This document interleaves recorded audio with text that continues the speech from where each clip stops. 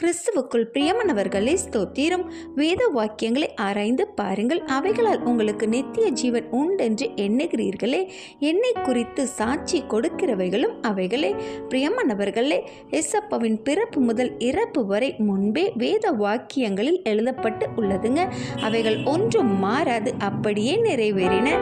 வேத வாக்கியங்களை அப்படியே நம்பாத யூதர்களும் வேதபாரகர்களும் சதிசேயர்களும் பரிசேயர்களும் கிறிஸ்துவானவர் பிதாவை தனது சொந்த பிதா என்று சொல்லி தேவனுக்கு சமமாக சொன்னார் என்று யூதர்கள் அவரை கொல்ல வகை தேடினார்கள். தேவன் என்பவர் பிரம்மாண்டமாகத்தான் தோன்ற வேண்டும், இப்படி ஏழ்மையில் பிறக்கக்கூடாது என்பதே அவர்களின் எண்ணம். மேலும் அவர் பிரம்மாண்டமான செயல்களையே செய்ய வேண்டும் என்றே நினைத்தார்கள். ஏசப்பா இயலாதவர்களுக்கு செய்த உதவியை அவர்களால் ஏற்றுக்கொள்ள முடியவில்லை. நாமும் நமது தேவன் எப்பொழுதும் நன்மையானதை மாத்திரம் ஆச்சரியமாக செய்யணும் என்றே எண்ணுகிறோம்.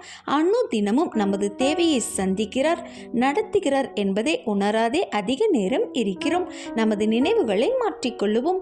எப்பொழுதும் நன்மை செய்கிறார் என்றே அவரை விசுவாசிப்போம். ஆமென்.